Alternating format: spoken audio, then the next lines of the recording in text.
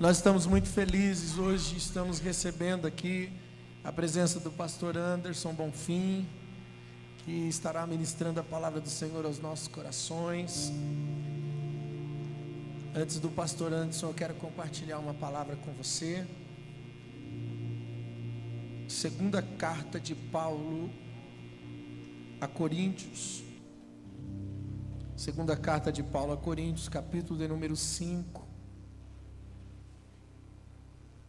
Versículo 1 em diante.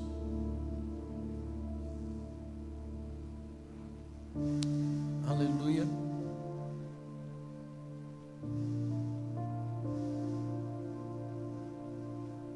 Oh Espírito Santo, você tem liberdade no nosso meio.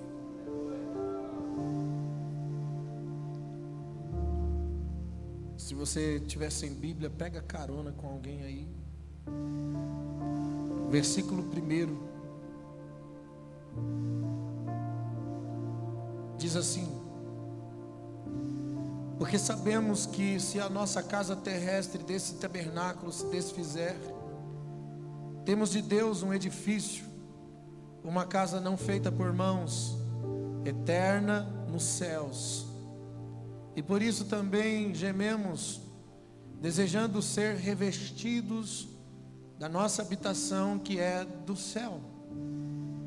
Se todavia, estando vestidos, não fomos achados nus, porque também nós, que estamos neste tabernáculo, gememos carregados, não porque queremos ser despidos, mas revestidos, para que o mortal seja absorvido pela vida.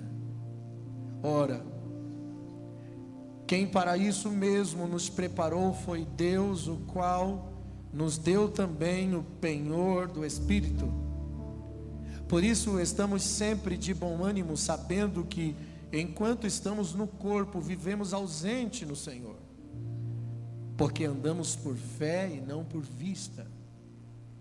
Mas temos confiança e desejamos antes deixar este corpo para habitar com o Senhor. Pois que muito desejamos também ser-lhe agradáveis, quer presentes, quer ausentes, porque todos devemos comparecer ante ao tribunal de Cristo, para que cada um receba segundo o que tiver feito por intermédio do corpo, ou bem ou mal. Assim que, sabendo o temor que se deve ao Senhor, persuadimos os homens à fé, mas somos manifestos a Deus, e espero em vossas consciências que sejam também manifestos. Porque não nos recomendamos outra vez a vós, mas damos a ocasião de vos gloriardes de nós, para que tenhais que responder aos que se gloriam na aparência e não no coração. Porque se enlouquecemos é para Deus, se conservamos o juízo é para vós. Porque o amor de Cristo nos constrange, julgando nós assim, que se um morreu por todos, logo todos morreram. E ele morreu por todos, para que os que vivem não vivam mais para si, mas para aqueles por que eles morreu e ressuscitou. Assim que daqui por diante ninguém conheçamos segundo a carne, ainda que também tenhamos conhecido a Cristo segundo a carne, contudo agora já não o conhecemos desse modo. Assim que se alguém está em Cristo, nova criatura é, e as coisas velhas se passaram e tudo se fez novo. Amém? Eu quero ler de novo o versículo 10, que é sobre isso que eu quero falar. É a base principal. Versículo 10: porque todos devemos comparecer ante ao tribunal de Cristo, para que cada um receba segundo o que tiver feito por meio do corpo, ou bem ou mal. Amém? Pode sentar, querido. Fala conosco, Jesus. Irmãos, hoje eu gostaria de falar num assunto que talvez nós não ouvimos muito mais nos dias de hoje. sobre o tribunal do julgamento, sobre o arrebatamento da igreja, sobre os novos céus e nova terra. A verdade é que a igreja, ela tem se acostumado muito com a terra, tem na verdade abraçado a terra e tem tentado trazer Deus para o nosso mundo. Jesus disse: o meu reino não é deste mundo. Ele não veio para este mundo, não nasceu de uma mulher como homem. Ele viveu entre nós para culturalizar a sua vida a nós. Na verdade, ele veio para nos levar à dimensão espiritual. Jesus se manifestou nesse mundo para nos mostrar as primícias do seu Espírito, para que conheçamos a eternidade que está reservada para aqueles que passariam pela sua transformação, passariam pela cruz e automaticamente passariam por uma transformação, por uma metamorfose, uma mudança total de vida, que na verdade nos leva à vida eterna. Não se fala mais sobre a vinda do Senhor, não se fala mais em ser apaixonado pelos céus, em desejar os céus, em querer os céus. Eu percebo nessa palavra do apóstolo Paulo um ardente desejo pelas coisas celestiais. Ele disse no texto sagrado que deseja os céus.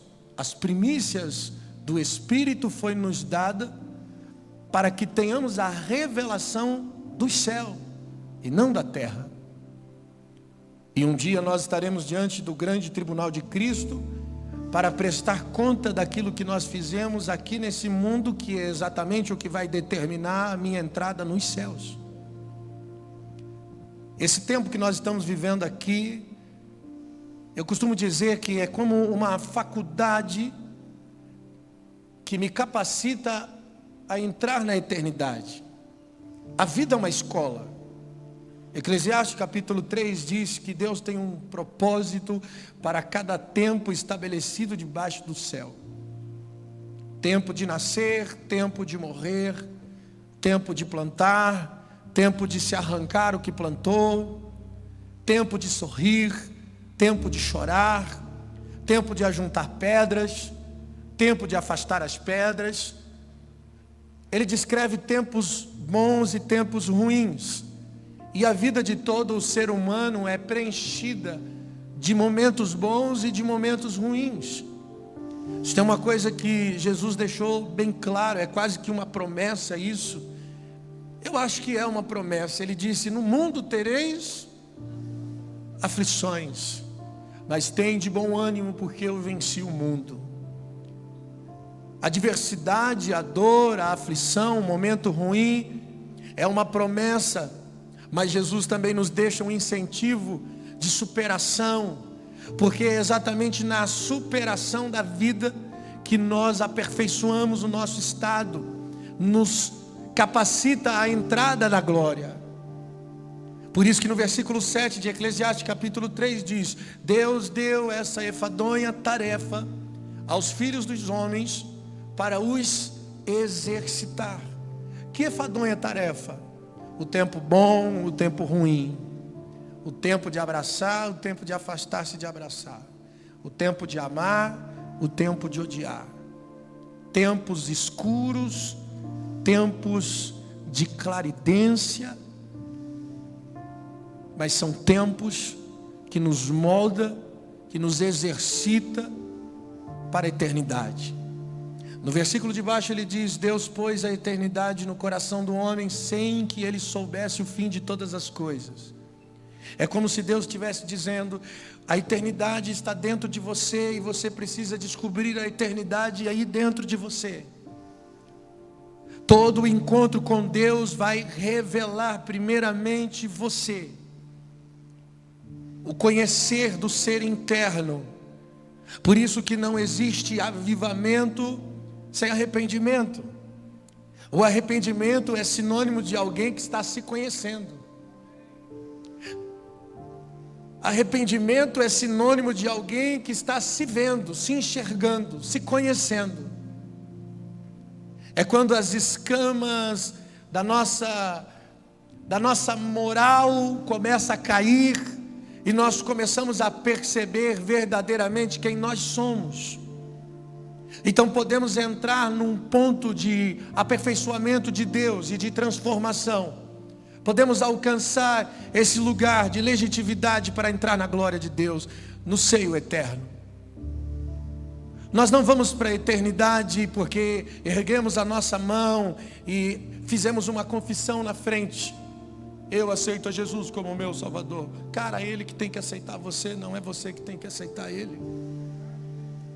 Nós não vamos para a eternidade porque você desceu as águas do batismo.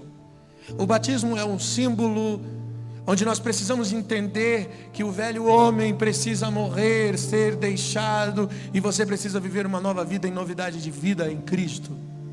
Muitos de nós descemos as águas do batismo, mas não deixamos o nosso antigo estilo de vida. Então o batismo não pode salvar você se o batismo não teve significado na sua vida, se não houve uma realidade na sua história. Eu só tomei um banho.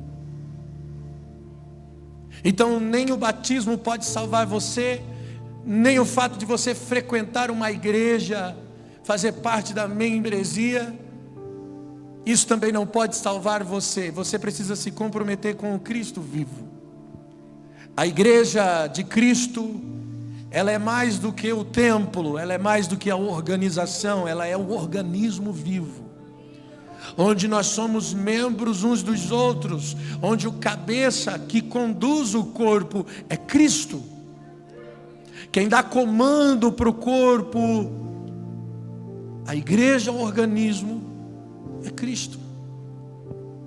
Por isso a minha pergunta a você é: Cristo tem coordenado a sua vida, tem dirigido o seu corpo, tem dirigido a sua mente, o seu coração e seus sentimentos? Quando o apóstolo Paulo dizia: haja em vós o mesmo sentimento que houve em Cristo Jesus, ele está dizendo: dá o controle dos seus sentimentos a Cristo. Vós tende a mente de Cristo, e não é necessário que ninguém mais vos ensine. O que Paulo estava dizendo com isso? Ele estava dizendo: dê o controle dos seus pensamentos a Cristo. Porque quando estamos verdadeiramente sobre o domínio do Espírito Santo, sendo dirigido pela sua voz, então sim, nós teremos a mente de Cristo. Nós sentiremos como Cristo, pensaremos como Cristo, e isso nos faz ser uma igreja autêntica. Isso nos faz ser o seu corpo operante na terra, onde eu posso cooperar com o seu projeto, com a sua obra, unidos, como diz aquela canção: somos corpos assim bem ajustados. Eu não sou bom de cantar não, mas você está entendendo, né, irmão? Totalmente ligados, unidos, vivendo em amor, uma família, sem qualquer falsidade, vivendo a verdade, expressando a glória do Senhor, uma família. Será que nós estamos inseridos nesse contexto, verdadeiramente, sem falsidade, unidos, servindo um ao outro, amando um ao outro? Eu digo a vocês que, se tivéssemos uma visão da eternidade, se pudéssemos com os nossos olhos assistir à eternidade, nós seríamos muito diferentes. Eu gosto de uma palavra de Leonardo Ravenhill, que ele diz: ó Deus, grave a eternidade nos meus olhos. Eu acredito que essa deveria ser a nossa oração todos os dias: Senhor, me dê uma revelação da eternidade. Se Deus gravar a eternidade nos seus olhos, ou na tábua de carne do seu coração, nós seríamos pessoas muito diferentes. Nós seríamos verdadeiramente a imagem de Cristo nesse mundo. Mas o nosso problema é que nós estamos vivendo no tempo, Nós somos terrenos. Nós vivemos como os outros homens lá fora vivem. Essa palavra é para a igreja.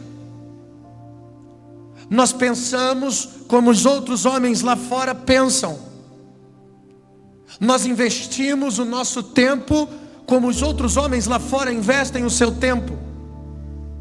Nós investimos o nosso dinheiro como os homens no mundo investem o seu dinheiro. Nós deveríamos ser uma raça de pessoas diferentes.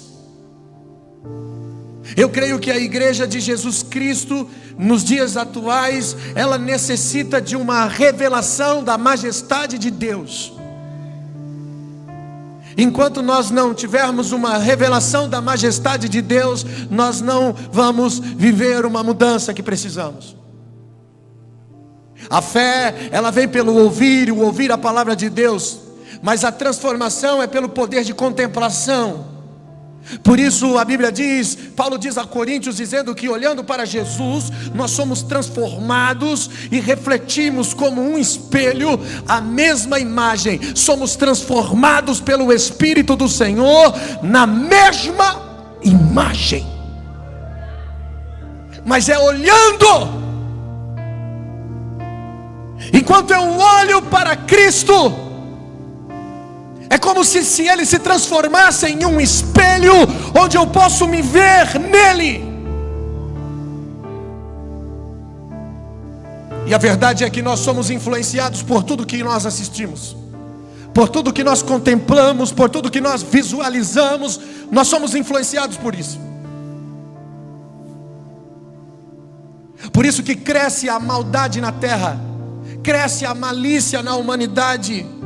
Porque os nossos filhos, as crianças, já desde pequeno, desde criancinhas, de menininhos, já estão assistindo à maldade. Houve um tempo que uma criança de 12, 13 anos brincava de boneca. Hoje, uma criança de 12, 13 anos já é mãe, já sabe o que é sexo. Nós somos aquilo que assistimos, nós somos aquilo que contemplamos. O fator tempo, quando nós assistimos e contemplamos sempre as mesmas coisas, nós estamos sendo influenciados por aquilo que os nossos olhos veem. Por isso uma das estratégias de Satanás é o subterfúgio. É mostrar a você coisas e mais coisas que roubam a sua espiritualidade, que roubam a sua comunhão com Deus, que roubam a sua intimidade com Deus.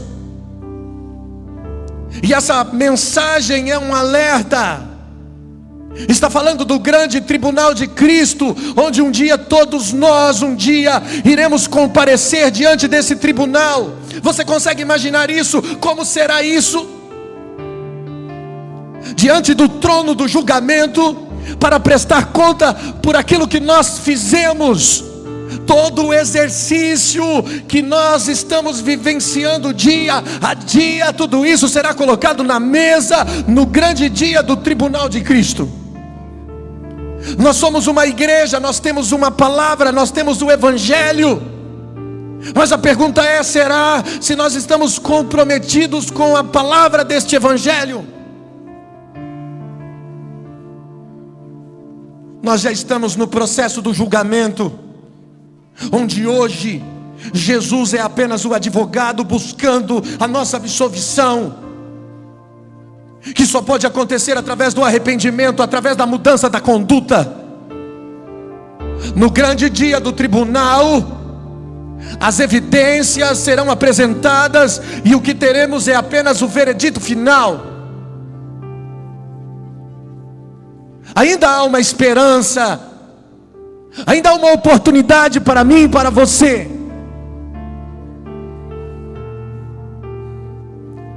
Você consegue imaginar como será esse dia? O dia do grande tribunal de Cristo.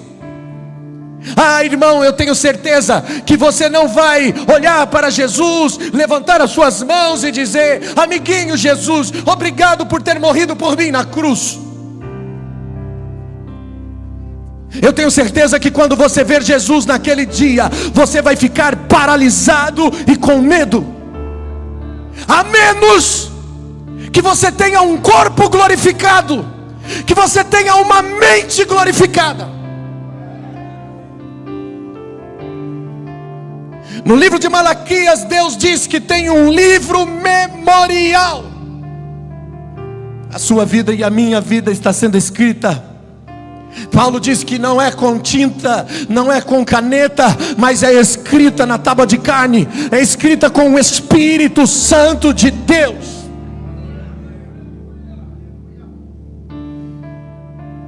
Nós deveríamos ir todos os dias para a cama, antes de dormir, perguntar a Deus: Senhor, o que você escreveu hoje sobre mim no seu livro?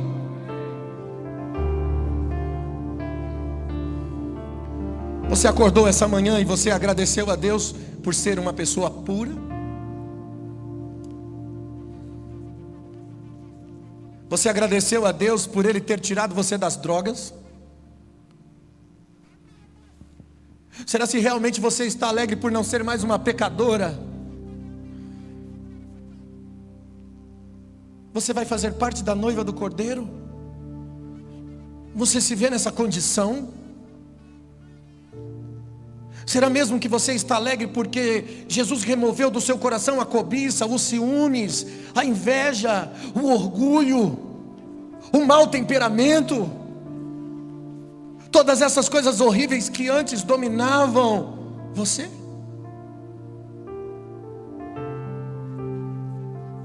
Sabe qual é o pensamento mais preocupante?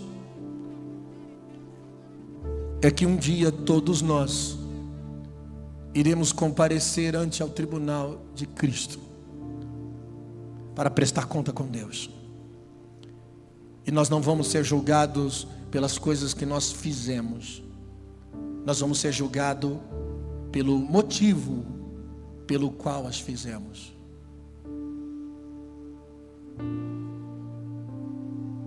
O homem vê a aparência, Deus vê o coração. As nossas motivações precisam ser organizadas dentro de nós, alinhadas pela palavra de Deus. A palavra viva e eficaz é como uma espada penetrante que penetra até a divisão da alma, das juntas e medulas. Ela separa as nossas intenções dos nossos pensamentos. A palavra de Deus tem esse poder de revelar as suas motivações, porque muitas vezes as suas intenções não são exatamente aquilo que você diz. Enquanto a hipocrisia não for lavada da nossa alma, nós ainda estamos sob o domínio da nossa carne. Ainda que conheçamos a Cristo na carne, agora nós não podemos mais conhecer Cristo na carne. É isso que o apóstolo está dizendo. Agora nós vivemos pela fé, e pela fé nós temos que viver uma vida totalmente espiritual. Pastor, isso é fanatismo? Eu digo para você, irmão, se é fanatismo ou não, eu sei que a única forma de guardarmos o nosso coração é estarmos ligados continuamente com Deus, é espiritualizando mesmo. O que motivou as suas alegrias nesses dias? Qual o motivo? Qual o motivo por detrás das alegrias? Sabe, querido, Deus apenas não quer tirar os seus pecados, Ele quer tomar você. Ele quer tomar o governo da sua vida. Por isso no versículo 15 Ele disse que morreu por todos, para que os que vivem não vivam mais para si mesmo, mas para aquele que por eles morreu e ressuscitou.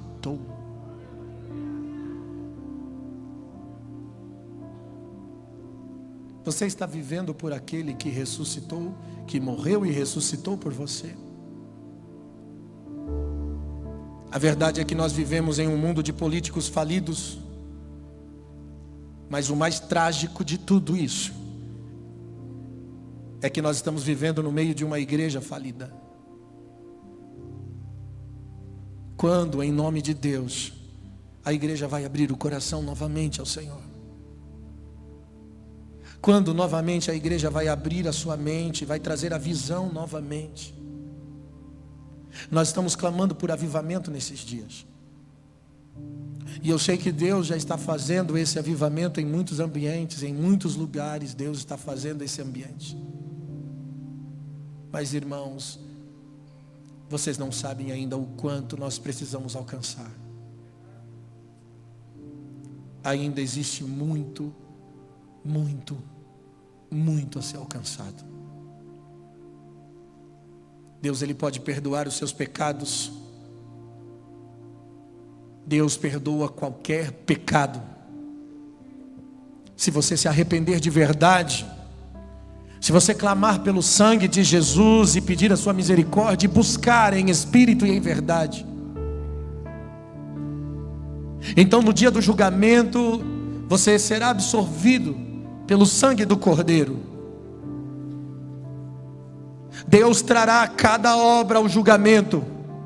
Cada coisa secreta virá diante do julgamento. Todos os mortos, grandes e pequenos, estarão ali, diante daquele grande dia assustador. Por isso a pergunta é: como está a sua vida secreta?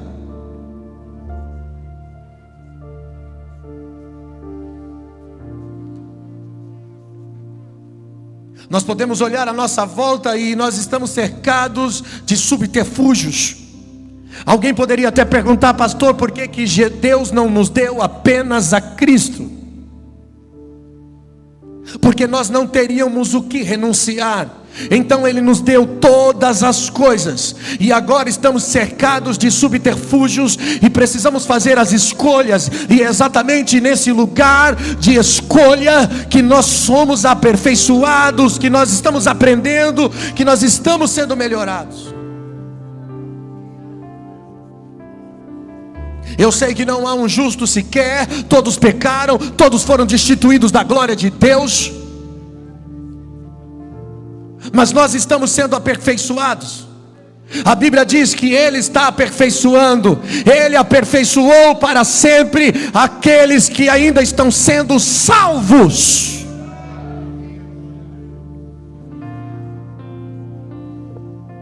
Sabe o que está acontecendo com a igreja nos dias de hoje?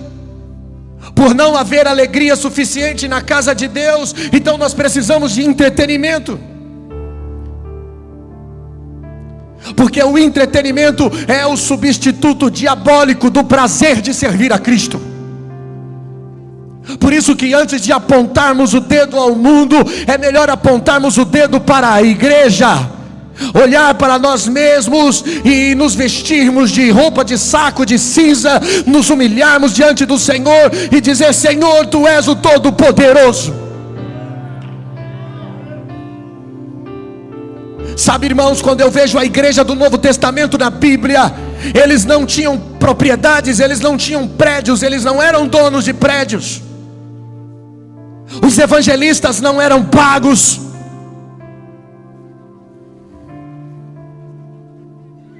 Eles não tinham nomes, dinheiro. Eles não tinham uma organização. Eles não podiam ir até a televisão pedir. Mas eu digo para vocês o que eles fizeram. Eles viraram o mundo de cabeça para baixo. Sabe, nós deveríamos ter vergonha de fazer parte da igreja dos dias de hoje. Sabe qual é a nossa alegria? É bater palmas, é se divertir, depois sairmos do culto falando das novidades lá fora.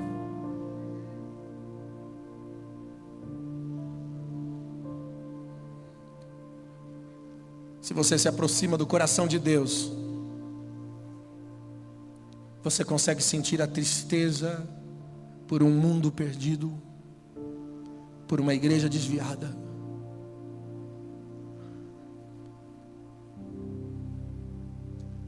Não podemos nos conformar. Paulo disse em Romanos 12:2: não vos conformeis com esse mundo, mas transformai-vos pela renovação da vossa mente, do vosso entendimento, para que experimenteis qual seja a boa, agradável e perfeita vontade de Deus. Mas sabe o que acontece se você decide viver hoje uma vida intensa com Deus? Se você decide amadurecer, então os anões espirituais vão criticar você e vão dizer: você está tentando ser mais santo do que todos.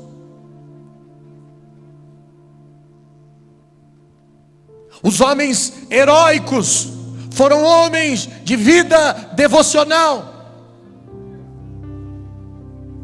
A única coisa que vai me manter em vitória continuamente é a minha devoção pessoal a Ele, ao Filho de Deus. Uma vida de intimidade, de relacionamento todos os dias. Um culto contínuo não termina. Eu não preciso esperar a próxima vigília. Eu não preciso esperar o próximo domingo. Eu passo horas com Deus. A minha vida continua, o meu culto continua, porque a minha vida é a minha devoção a Ele.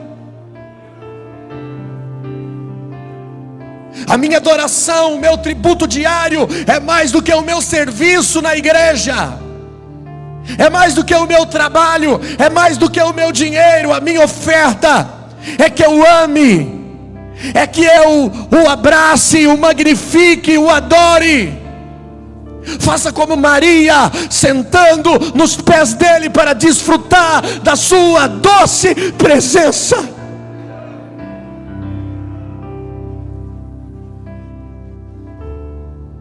Sabe por que o mundo está pobre, doente exteriormente?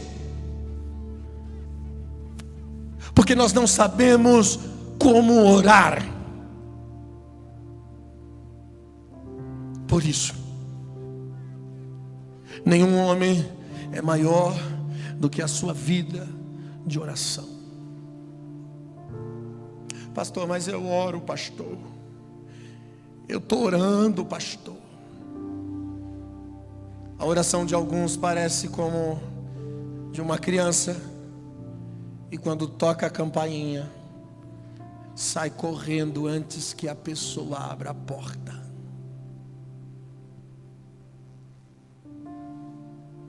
Nós não nos mantemos nesse lugar. Nós temos pressa de sair da presença de Deus. Nós queremos um culto rápido, um culto litúrgico, um culto cronometrado.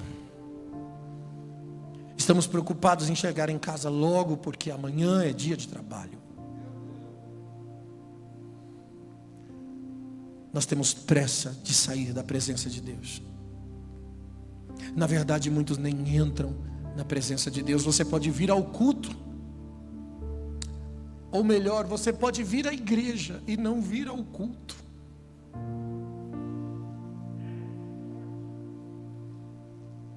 Eu não queria trazer essa mensagem hoje, irmãos.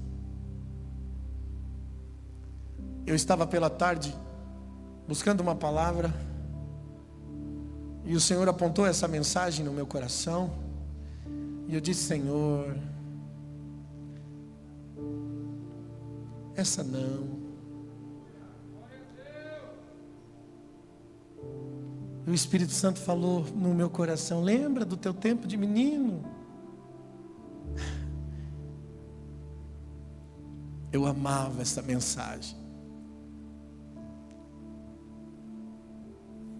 Eu adorava dizer que Jesus está voltando. É uma mensagem que nos parece um tanto fanática, falando de coisas surreais. Não, querido, a vinda de Jesus é real. Mas nós estamos tão terrenos que parece que a mensagem do arrebatamento da vinda de Jesus é uma mensagem que, uau, Jesus está voltando, amém, amém, amém. Pule essa parte e fale outra coisa. Ou dizemos, oh glória a Deus, amém, amém, mas não cremos verdadeiramente.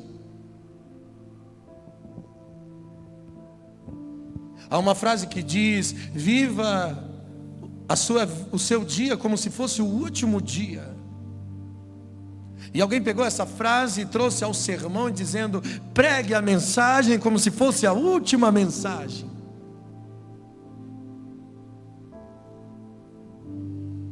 Será se nós estivéssemos vivendo como se fosse o nosso último dia, como seria o nosso comportamento?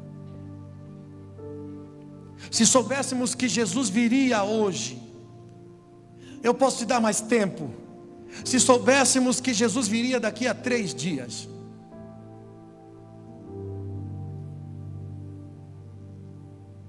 a Bíblia profeticamente sempre apontou para 3 dias.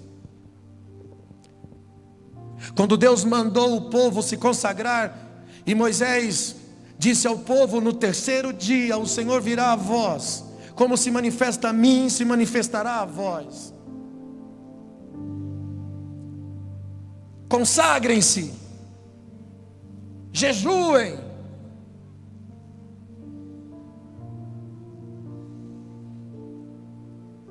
Pelo ministério de Malaquias, o Senhor disse que no 3º dia, nós viveremos diante dEle, nós estaremos diante dEle. Depois de 2 dias, Ele se manifestará e no 3º dia nós estaremos diante dEle. Se você soubesse que Jesus viria daqui a 3 dias, como você viveria esses 3 dias até a vinda de Jesus? Muitos de nós correríamos para lá e para cá tentando consertar as besteiras que nós fizemos a nossa vida inteira. Porque hoje nós temos uma folga de tempo e dizemos, não, Jesus não virá agora. Amanhã eu me comprometo, amanhã eu resolvo, uma hora eu me firmo. Quem sabe um dia vai dar certo. Eu tenho tempo ainda, não preciso apressar os passos. Eu ainda estou muito envolvido com o pecado. Eu sei que Jesus é bonzinho e Ele vai me perdoar certamente, então eu tenho tempo.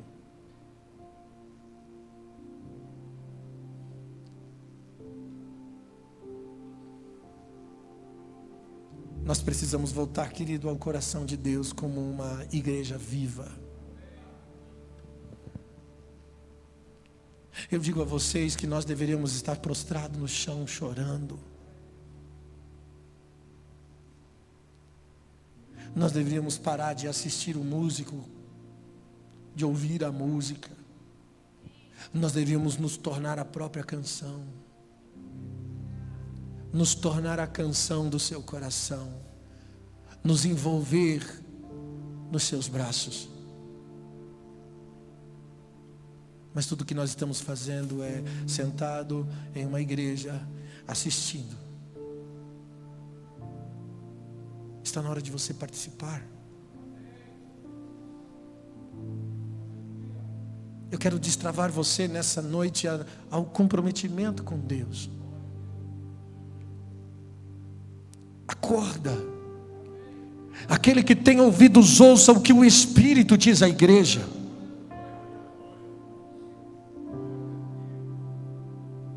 Leonardo Ravenhill disse que deixe-me viver com um homem por um tempo e compartilhar da sua vida de oração, e eu lhe direi quão grande eu penso a respeito dele, ou quão majestoso eu penso a respeito dele.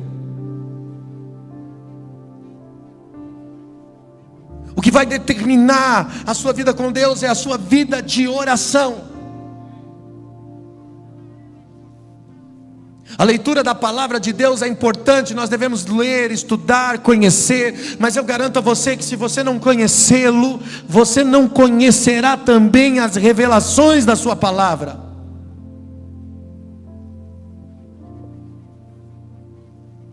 Só o Espírito Santo convence o homem do pecado, da justiça e do juízo.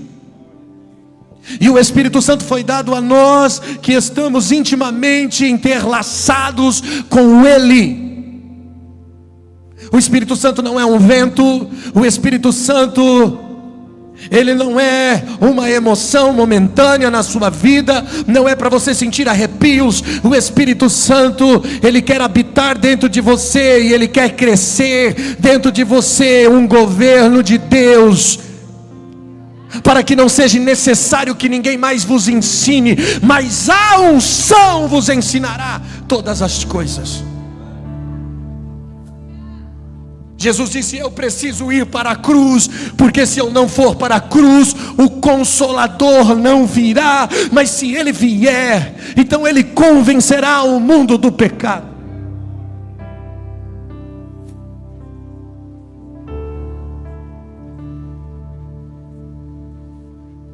Nós estaremos diante do grande tribunal, e a minha pergunta para você nessa noite é: como está a sua vida? Dr. Tozer diz que dificilmente colocaríamos o nosso pé na eternidade e conseguiríamos olhar para a eternidade.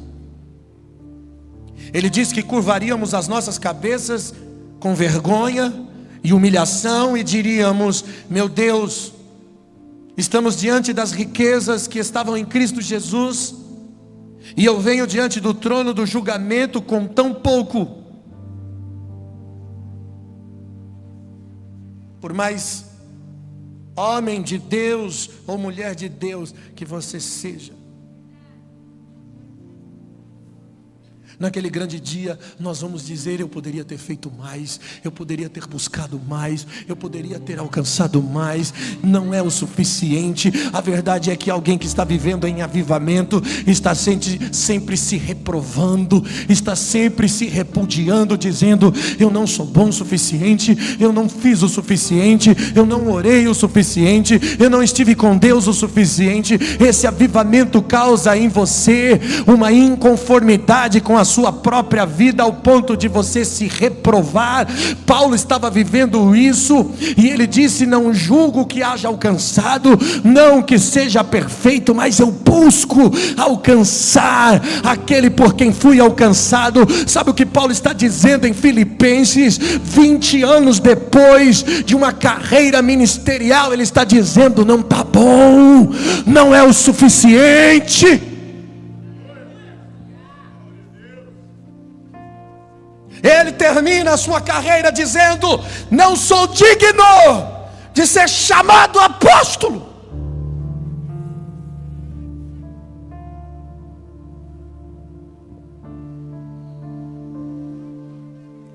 Quanto mais cresce em estatura espiritual, mais você diminui.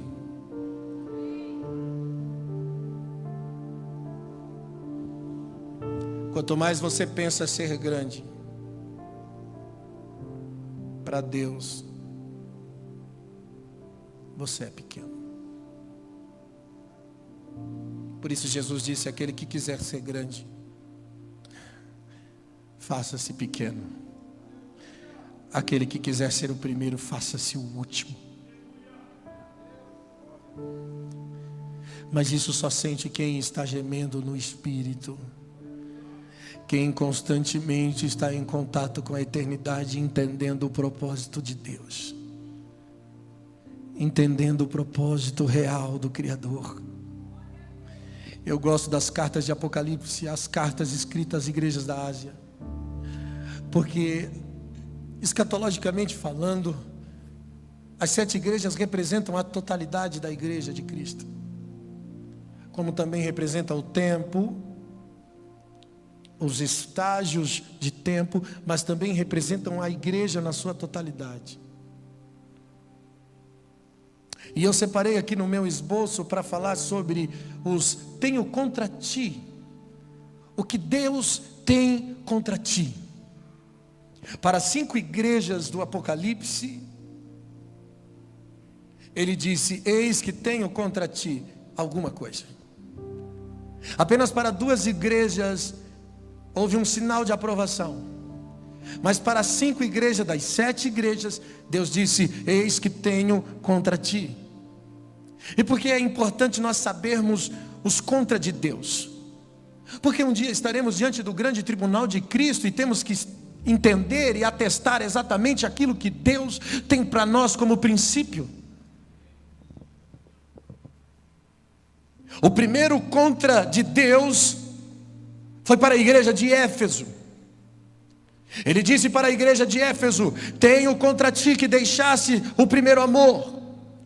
Ele disse: você sofreu, você teve paciência, você trabalhou pelo meu nome, você não se cansou, mas eu tenho contra ti que deixaste o teu primeiro amor. Tudo começa com a perca do amor. Sabe qual é o índice da queda? A perca da paixão. Quando você perde a paixão, você está propenso à queda.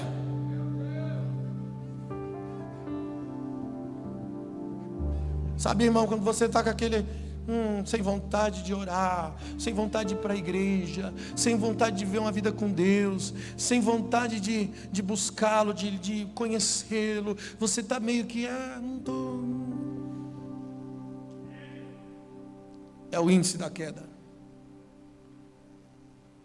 Essa igreja que tinha consciência da dedicação do Evangelho. Ela trabalhou pelo nome do Senhor, ela tinha paciência, ela tinha consciência do que era o Evangelho, mas ela se esfriou no seu amor pelo Senhor. Quantas pessoas estão assim? Quantos cristãos de carteirinha nós temos? Aqueles que vêm no culto de corpo presente, mas não tem mais paixão. Eu conheço inúmeras pessoas que me procuram e dizem: pastor, eu estou morrendo espiritualmente, eu frequento a igreja, mas eu não tenho mais vontade de ir para a igreja. Pessoas de diversos ministérios me dizem isso. Quantas pessoas perderam a paixão? O Senhor diz para essa igreja: lembra-te de onde caíste, se arrepende, pratica as primeiras obras, senão eu virei a ti e tirarei do seu lugar o seu candeeiro. Ou seja, o fato de você não ter mais paixão, você pode ter trabalho, você pode ter frequência, você pode estar na igreja, mas se você não tem paixão, se isso não é real, Jesus não alimenta um relacionamento indiferente. Já viu aqueles casais indiferentes? Pior do que um casamento a pé de guerra é um casamento indiferente. Pior do que em pé de guerra, porque ainda quando está em pé de guerra é sinal de que ainda está está lutando pelos direitos. Mas quando entra a indiferença, cada um na sua, não quero saber para onde você vai, chega a hora que quiser, o outro vai para um lado, o outro vai para o outro, e tem casais que vivem a vida assim, indiferentes. Você acha que Jesus vai alimentar um relacionamento indiferente com você?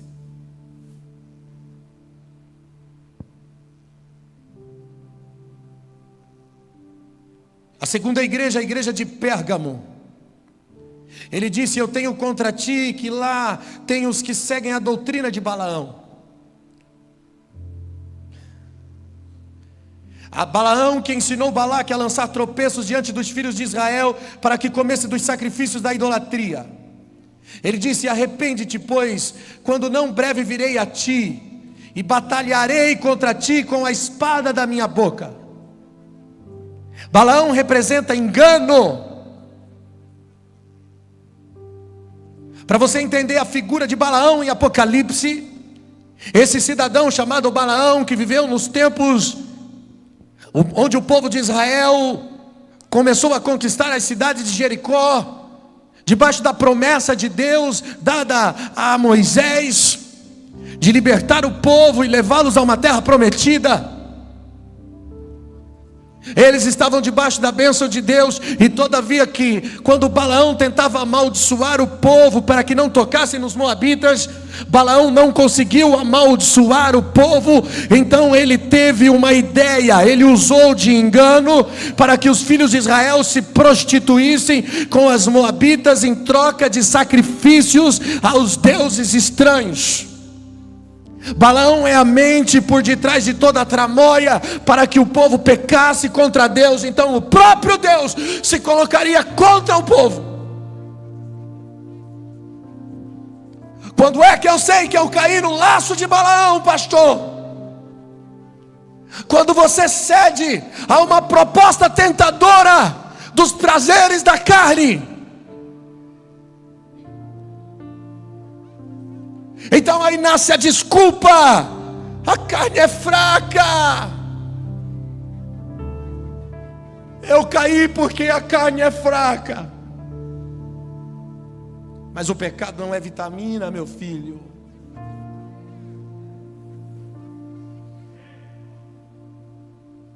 Primeiro perde o amor.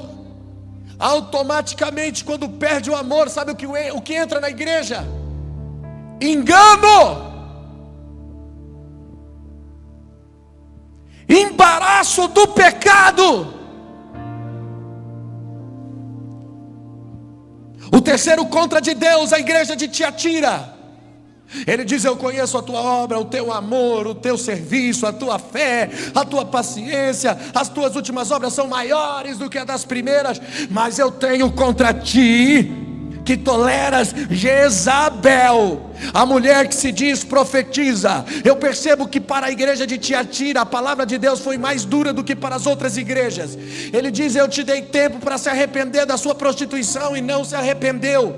Eis que te colocarei numa cama sobre aqueles que adulteram com você. Virá grande tribulação se não se arrepender. Eu ferirei de morte os seus filhos, e todas as igrejas saberão que eu sou aquele que sonda os rins e o coração, e darei a cada um segundo as suas obras.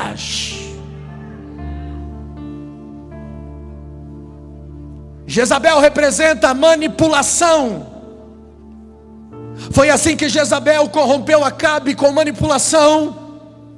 E até no dia da morte de Jezabel, ela tentou manipular Jeú, que debaixo da ordem de Deus ia cavalgando como louco em direção do palácio real para assassinar Jezabel. O que ela faz quando Jeú se apresenta ante a sua janela? Segundo Reis capítulo 9 versículo 30. Depois que Jeú veio, o que ouvindo Jezabel, pintou-se em volta dos olhos, enfeitou a sua cabeça e se colocou na janela. A palavra manipulação no dicionário significa poder de sedução. Jezabel estava tentando seduzir.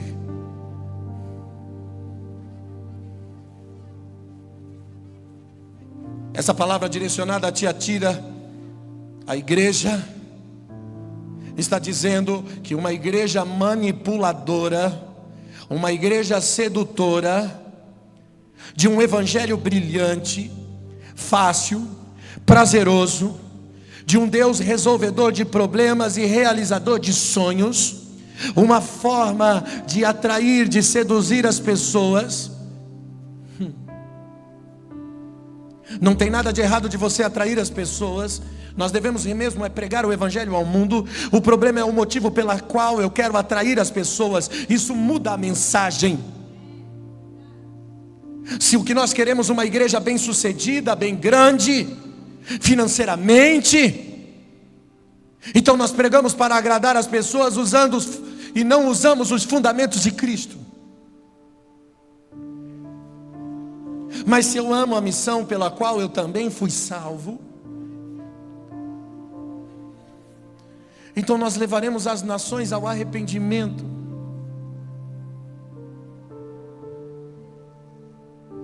Por isso as nossas motivações precisam ser medidas diante de Deus.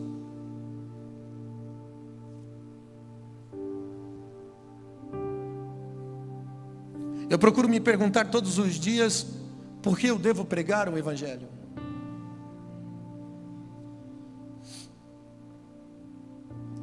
Por que eu devo receber convites para ministrar em outras igrejas?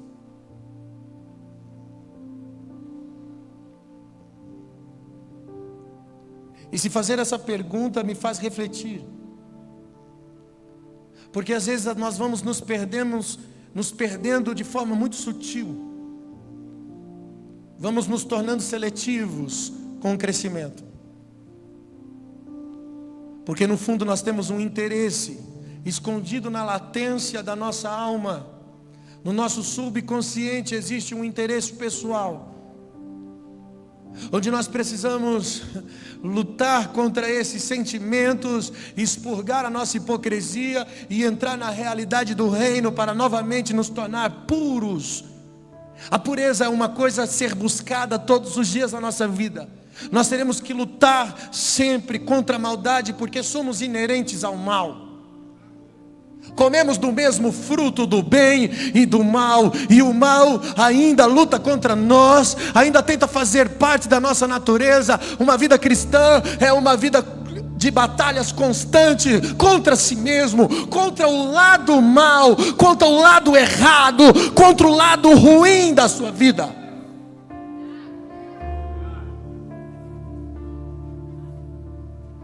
Quando alguém te trata mal, logo você devolve com o mesmo tratamento. Esse é o lado de Caim agindo em você.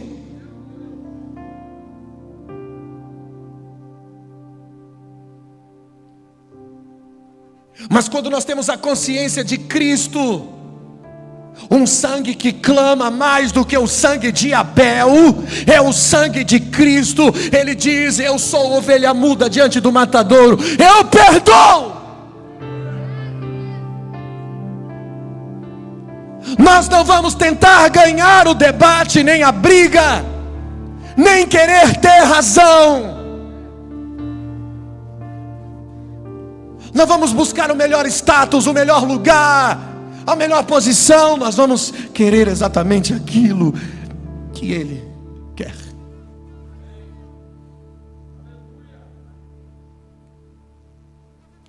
Ter o coração de Cristo vai mudar tudo, irmãos. Vai mudar todo o paradigma do seu caminho, da sua história. Não se espelhe, por favor, em mais ninguém que não seja o Cristo vivo. Houve um tempo na minha vida que eu queria ter uma igreja bonita, que eu me espelhava em um pastor famoso, que eu queria ter a amizade desses homens, para de alguma forma também ser visto no meio deles. E um dia o Senhor me disse: o maior exemplo que o mundo já teve foi um homem humilde e manso. Entrou em Jerusalém montado num jumento, sentava com os pecadores, abraçava as prostitutas,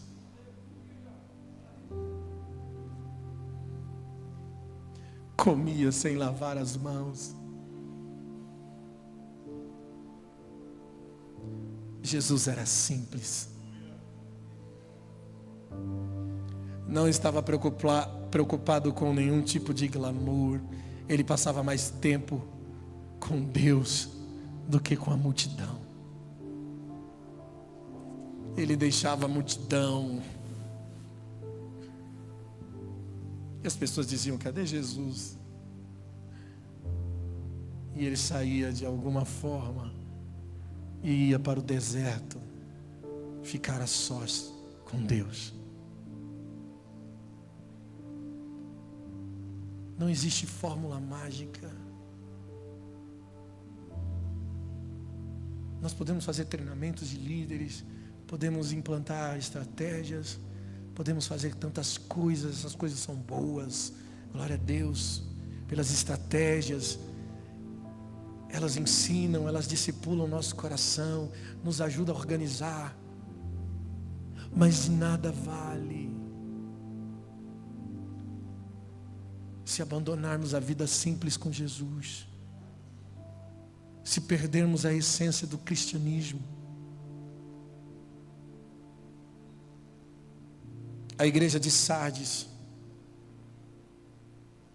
o quarto contra de Deus, ele diz: conheço as tuas obras, que tem nome do que vive, mas está morta. Tem nome do que vive, mas está morta. Isso é hipocrisia. Tem nome do que vive, mas está morta. Tem uma reputação que não condiz com seu caráter. E reputação é o que os outros sabem ou pensam a teu respeito, mas caráter é o que Deus sabe de você. Deus olha para esta igreja e diz: você não é real, você tem só um nome, você só tem um nome que está viva, mas está morta.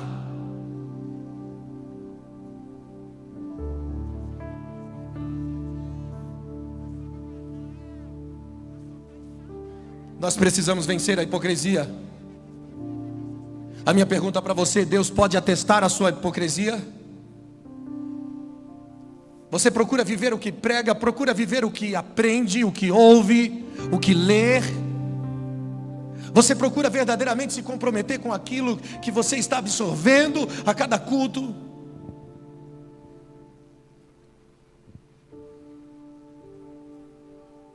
Nós que somos pastores encontramos pessoas diariamente que passam anos na igreja e que de verdade, há um momento que nós ficamos nervosos e dizemos: meu Deus, não é possível que esse cidadão ainda não entendeu. E nós temos que sentar de novo com ele. Já é a 10ª vez em tantos anos. E nós temos que sentar para falar dos mesmos problemas e dar os mesmos conselhos. E eu cheguei a me perguntar: será que eu estou pregando grego?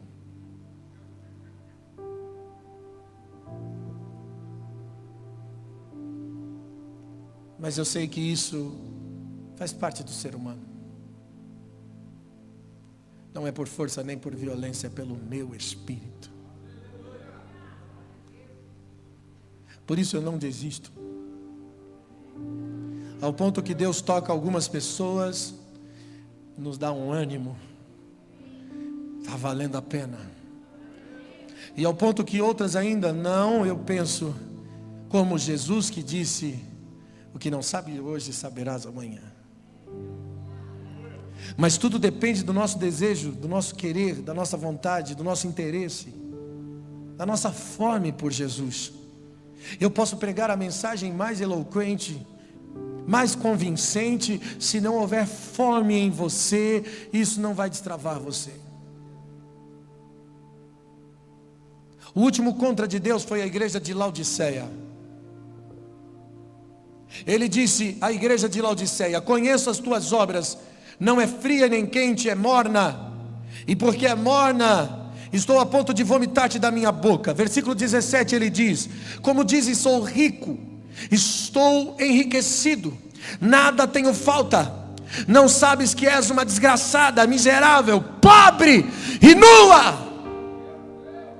Aconselho que de mim compres o ouro provado no fogo, para que verdadeiramente te enriqueça, roupas brancas para que se vista, e não apareça a vergonha da tua nudez, e que se unja com colírio para que veja. Laodiceia é aquela que se satisfaz com prosperidade terrena. Ela pensa que é rica, mas não consegue entender o verdadeiro papel da riqueza. Olha a decadência espiritual. Perde o amor, entra o engano. Quando entra o engano, também entra a sedução e a manipulação. Quando entra a sedução e manipulação, também passa-se a viver de hipocrisia. Tem nome, que está viva mas é morta, ou seja, hipócrita. É uma decadência. Perde o amor, entra o engano, vive de sedução, de manipulação, se torna hipócrita. E qual que é o resultado disso? Busca pelos prazeres materiais. Um Deus terreno, de coisas.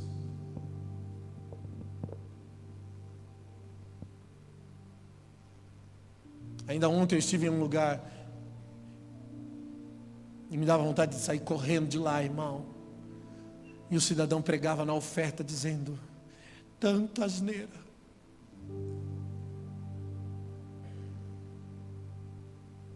E eu coçava na cadeira dizendo: o que eu estou fazendo aqui, o que eu estou fazendo aqui, o que eu estou fazendo aqui.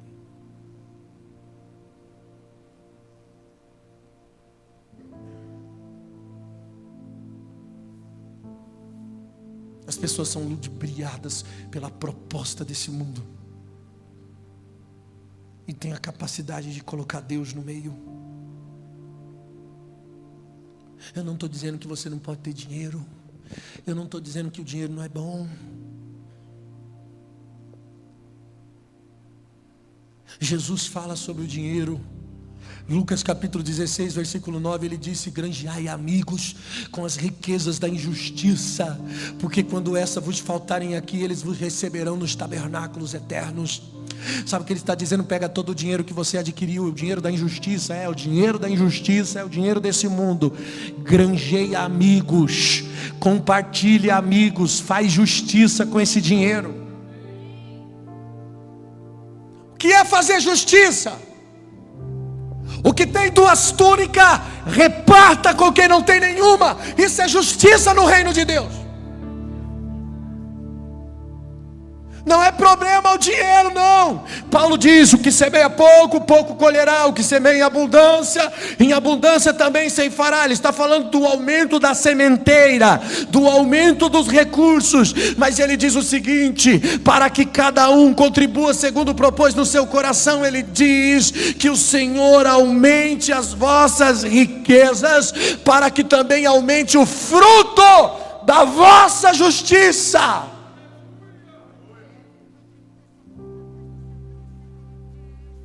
Para que você tenha mais, para fazer mais justiça.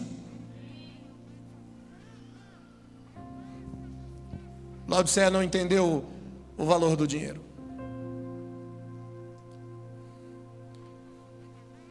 E aí se torna escravo do dinheiro.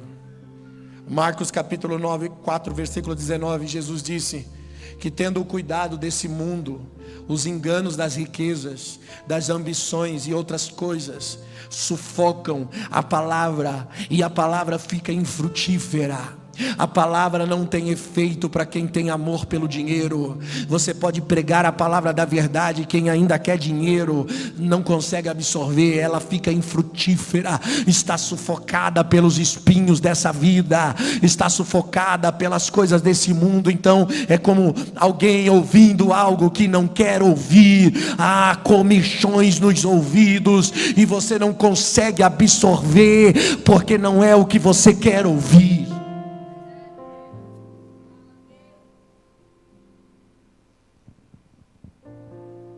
Não existe testemunho de conquista material na igreja da Bíblia.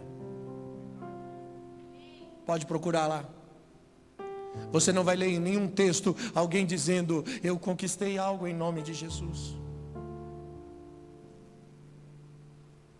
Pelo contrário, você vai ver eles dizendo: vendi tudo, pus no altar, entreguei para o sustento dos pobres, para fazer justiça. Não tem testemunho de conquista, tem testemunho de quem se desfaz. Porque se apaixonou pelo reino eterno, se apaixonou pelo Senhor dos céus, se apaixonou pela eternidade.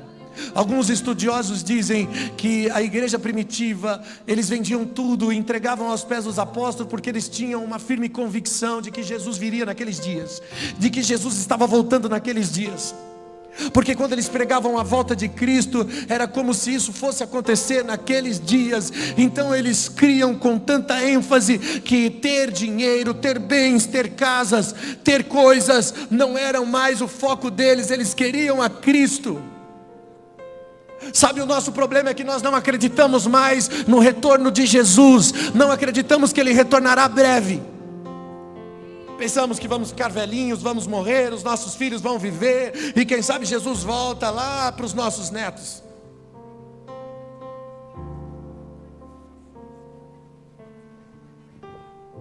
Ele pode vir a qualquer momento, e eu te garanto, é melhor que você esteja preparado. Se Ele não vier para arrebatar a sua igreja, Ele pode vir para você independentemente. Pode vir um mal súbito, um infarto, um atropelamento, uma falta de ar, qualquer coisa, e Jesus pode chegar para você. E a pergunta é: você está preparado?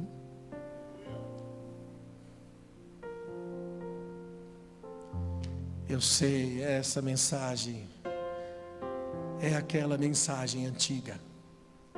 Nós precisamos voltar às raízes das mensagens antigas.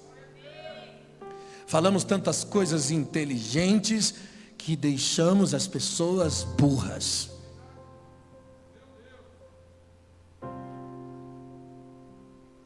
E elas não conseguem absorver. O evangelho é simples, a mensagem sempre foi: arrependei-vos! Arrependei-vos e sejam batizados. A mensagem sempre foi essa, irmão. Eu só falei dos contra de Deus. Eu vou encerrar agora falando da igreja aprovada, Esmirna e Filadélfia. Olha só, eu gosto de Esmirna, irmão. Eu acho que aqui, mistério. Apocalipse capítulo 2, versículo 8. Isso diz o último, o que foi o primeiro e o último, o que foi morto e reviveu. Conheço as tuas obras, a tribulação e a sua pobreza, mas tu é rico. Para Deus tu é rico, tu é pobre na terra, mas para Deus tu é rico. E a blasfêmia daqueles que se dizem judeus e não são. Não temas as coisas que há de padecer. Eis que o diabo lançará alguns de vós na prisão, para que sejam tentados. Tereis uma tribulação de 10 dias, mas seja fiel até a morte, e dar-te-ei a coroa da vida. Foi pouca gente que deu glória a Deus. Mas essa aqui é a igreja aprovada. Tribulação, pobreza, padecer. O diabo vai lançar alguns na prisão, serão tentados. Ser fiel até a morte, quer dizer, vai morrer, vai passar pela morte, mas dar-te-ei a coroa da vida. Dar-te-ei a coroa da vida. Irmão, você prefere a igreja de Esmirna ou você prefere lá a Laodiceia? Abastada, não falta nada, é rica, uau. Qual proposta você quer? Qual igreja você escolhe? Qual aliança você quer fazer? Faça a escolha. Que evangelho você quer ouvir? Hein? Nós deveríamos entrar no reteté com essa mensagem. É reteté que fala, né? Ou é repleplé? Repleplé, reteté. Nós devíamos pular de um pé só com essa mensagem, dar cambalhota, fazer igual os irmãos fazem, né? Assim, ó.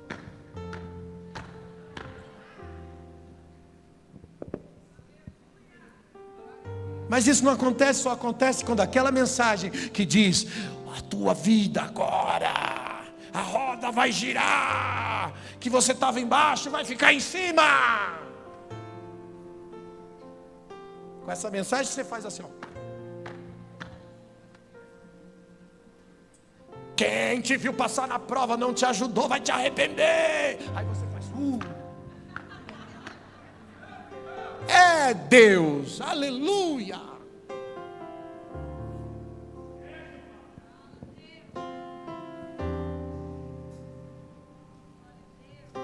Não, nós deveremos vibrar com a mensagem da cruz. Nós deveríamos, eu sou a favor, irmão, de gente doida, que chora, que dança, que pula, que rodopeia, que dá cabeçada na parede. Eu sou a favor. Cara, você tem que expressar o seu amor, a sua emoção. Se na frente da televisão, quando a Copa do Mundo está jogando, você fica lá que nem louco, pulando. O Brasil faz gol, você dá cambalhota, você grita, você berra. Por que para Jesus você não pode fazer isso? Dizer, meu Deus, eu te amo!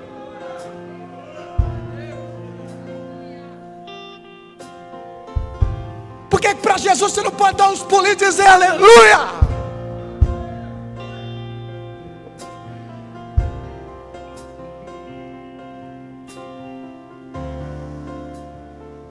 Faça isso porque é apaixonado por Ele. Faça isso porque essas verdades estão dentro de você. Faça isso porque a palavra está viva em você. Não, você não precisa de alma. Você não precisa massagear a alma para ser feliz. Você precisa alimentar o seu espírito. O seu espírito. Você não precisa de uma promessa carnal, egocêntrica. Você não precisa de uma promessa orgulhosa. Você precisa almejar o céu e dizer pelo céu, é pelo céu, é pelo céu.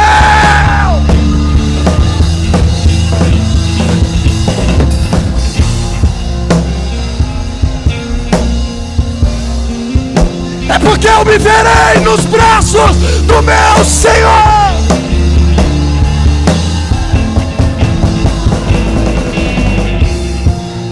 Porque eu alcancei o favor, a misericórdia, o amor do meu Deus.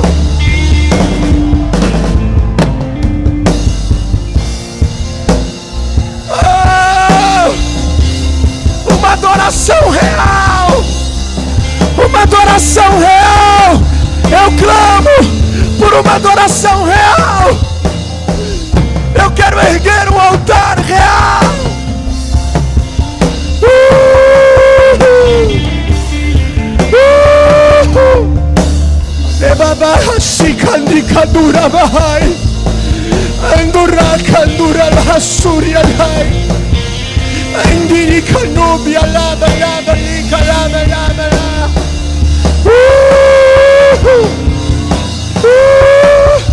Seja real, seja real, seja real.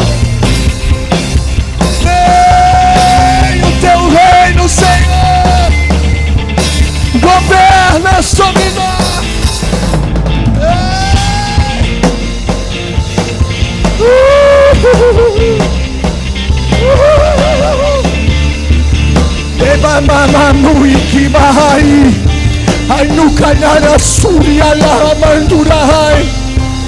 Oh meu Deus, seja batizado.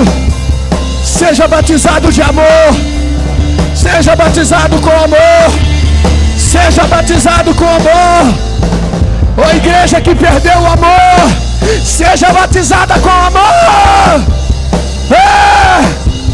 A igreja do engano, seja batizada com a verdade. Seja batizada com a verdade. Igreja da manipulação, da sedução, seja batizada com integridade. Integridade.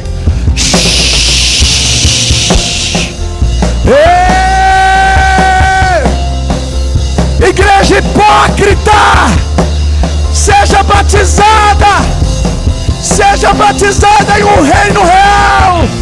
Seja batizada com o reino real.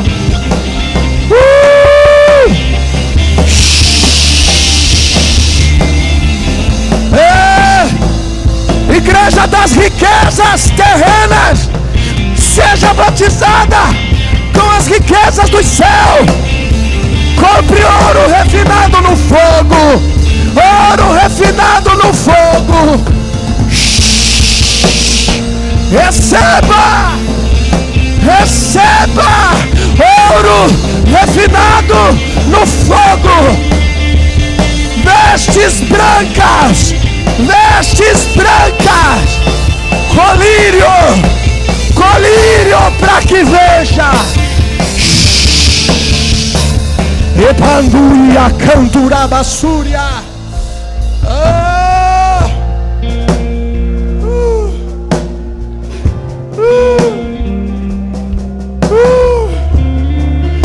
Oh meu Deus. Oh meu Abba. Meu Abba. O Espírito está gemendo. Ora vem, Senhor. Ora volta. Maranata. Shikabada katuria basuka darala shikalamanduria lamandaraia. Quem estará no Monte Santo do Senhor? Quem? Aquele que tem mãos limpas e coração puro. Mãos limpas e coração puro. Clame por pureza. Clame por pureza. Me batiza com pureza. Me batiza com pureza, Pai. Vem ver se há o mal em mim. Vê se há o mal em mim. Esquadrinha o meu andar, o meu pensar, o meu agir. Vê se há o mal em mim. Vê se há o mal em mim. Pesa-me na tua balança.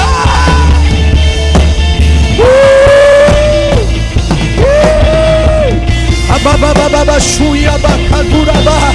Amukada kaduia balikali. Arabandura bashiko badarabarabara. Avivamento. Nós clamamos por avivamento.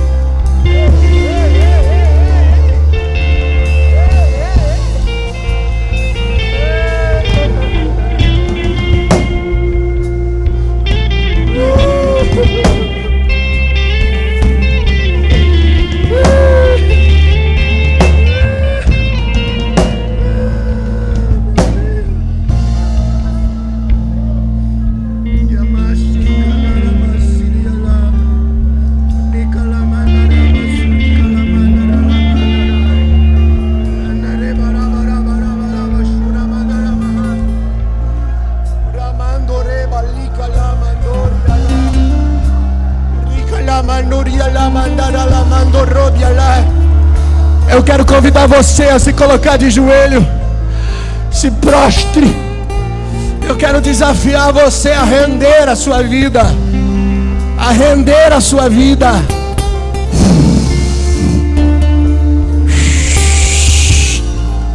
Não espere o dia de prestação de contas. Não espere esse dia. Faça agora.